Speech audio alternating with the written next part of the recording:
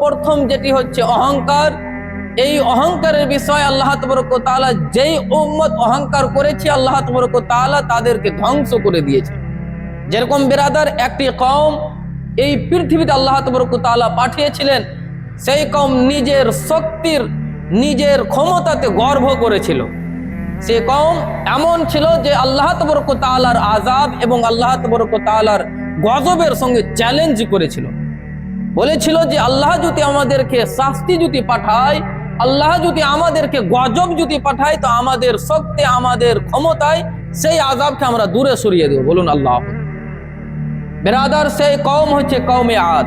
কওমে আদ, এই কওমে আদ আল্লাহ তাবারক ওয়া তাআলা এদেরকে এমন ভাবে সৃষ্টি করেছিলেন যে তাদের দেহ ছিল 40 হাত উঁচু। বলুন আল্লাহ।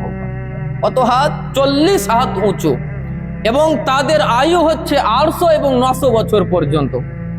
এরশাদ রিওয়ায়াতের মধ্যে এরশাদ রয়েছেন যে তাদের কখনো অসুখ বিসুখ কিছু হতো না, এমনকি তাদের যৌবন কালও নষ্ট হতো না, শুধু মৃত্যু ছাড়া কিছুই হতো না। আল্লাহ বিরাদার, যখন তারা সেই কওমে আদ যখন গুনহার কাজে লিপ্ত হয়ে যায়, গুনহার কাজে যখন ডুবে যায়, তখন আল্লাহ তাবারক ওয়া তাআলা হযরতে হুদ আলাইহিস সালামকে পাঠালেন যে যাও আমার ওয়াহাদানিয়তের এলান করো, আমার পয়গাম দাও, আমার ইবাদত করার আদেশ দাও।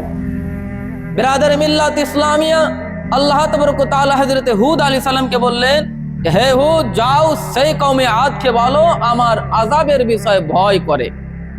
কিন্তু সেই কওমে আদ বলেছিল হযরতে হুদ আলাইহিস সালামকে যে যাও তুমি নিজের ইবাদত করো, যদি তোমার কথা অনুযায়ী যদি চলি তো আমরা না খেয়ে এবং কি না খেয়ে মরে যেতে পারি, তাই তুমি ইবাদত করো। বিরাদার মিল্লাত ইসলামিয়া, সেই কওমে আদকে যখন হযরতে হুদ আলাইহিস সালাম বললেন যে আল্লাহর আযাব থেকে ভয় করো, তখন তারা বলল যে আযাব যদি আসে তো আমরা নিজের ক্ষমতায় সেই আযাবকে দূরে সরিয়ে দেব। কিন্তু বিরাদার, যখন হযরতে হুদ আলাইহিস সালাম এই কথাটি বললেন, বলার পর যখন চলে আসে, তখন আল্লাহ তাবারক ওয়া তাআলা তাদের এমন একটি কাহেতশালী পাঠালেন। কাহেতশালীর অর্থ হচ্ছে না আসমান থেকে পানি বর্ষিত হবে, না জমিন থেকে কোনো ফসল হবে, এমনকি যাদের ঘরে যে কিছু খাবার সামান ছিল সে সমস্ত খাবার খেয়ে জীবন যাপন করত। কিন্তু বিরাদার, আল্লাহর মার কখনো কেউ সহ্য করতে পারে না। বিরাদার মিল্লাত ইসলামিয়া, সেই সময় ঘরের যখন খাবার যখন শেষ হয়ে যায়, তখন তারা কি করতে শুরু করে? ইঁদুর খেতে শুরু করে, এবং কি কুকুর খেতে শুরু করলো, এবং কি সাপও খেতে শুরু করে দেয়, এমনকি তারা গাছ কেটে গাছের পাতা খেতে শুরু করে দেয়। কিন্তু কওমে আদের একটি রেওয়াজ ছিল, যখন মুসিবত কষ্ট যখন আসতো, তখন একটি চিঠি লিখে সেই কাবা শরীফের দিকে পাঠাতো যে এই চিঠি দ্বারাতে দোয়া করে যেন আমাদের সেই মুসিবত দূর হয়ে যায়। কিন্তু বিরাদার, আল্লাহ তাবারক ওয়া তাআলার আযাব যখন তারা চ্যালেঞ্জ করলো, আল্লাহ তাবারক ওয়া তাআলার এই কাহেতশালী তখন সৃষ্টি করলো। সেই কওমে আদের কিছু মানুষ গিয়ে খানা কাবা শরীফের সামনে দোয়া করতে লাগলেন। আল্লাহ তাবারক ওয়া তাআলা বললেন যে তোমাদের জন্য আমি 3টি মেঘ পাঠাচ্ছি। কয়টি? 3টি মেঘ পাঠাচ্ছি। সর্ব হচ্ছে কালো, দ্বিতীয় হচ্ছে সাদা, তৃতীয় হচ্ছে লাল। আল্লাহ তাবারক ওয়া তাআলা বললেন যে হে কওমে আদ, এই 3টি মেঘের মধ্যে যে কোনো একটি গ্রহণ করো। তারা বলতে লাগলো যে যদি আমরা সাদা মেঘ যদি নিয়ে নিই তো এই সাদা মেঘে কিন্তু কিছু থাকে না, লাল মেঘ যদি নিয়ে নিই তো এই মেঘে কিন্তু হাওয়া থাকে, এবার কালো যদি মেঘ নিয়ে নিই তো সেখানে হবে পানি। এই বলে যখন তারা কালো মেঘকে যখন গ্রহণ করলেন, আল্লাহ তাবারক ওয়া তাআলা ইরশাদ করলেন যে হে কওমে আদ, যাও আমি তোমাদের জন্য কালো মেঘ পাঠাচ্ছি। বিরাদার মিল্লাত ইসলামিয়া, সেই কওমে আদ একটি ময়দানে একত্র হয়ে খুশি করতে লাগলেন, আনন্দ করতে লাগলেন যে আজকে আমরা খাবার খেতে পাবো, পানি পান করতে পারবো।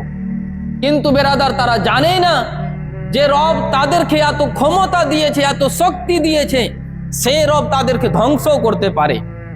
বিরাদার মিল্লাত ইসলামিয়া, আল্লাহ তাবারক ওয়া তাআলা সেই কালো বাদল যখন পাঠান, এমন এক ভয়াবহ হাওয়া পাঠালেন যে তাদের যে দেহর যে 40 হাত পর্যন্ত যে হাইট ছিল, আল্লাহ তাবারক ওয়া তাআলা সেই হাওয়াতে যেরকম গাছের পাতা উড়ে যায় ঠিক তেমনই তাদেরকে উড়িয়ে নিয়ে কোথাও ফেলে দেয়।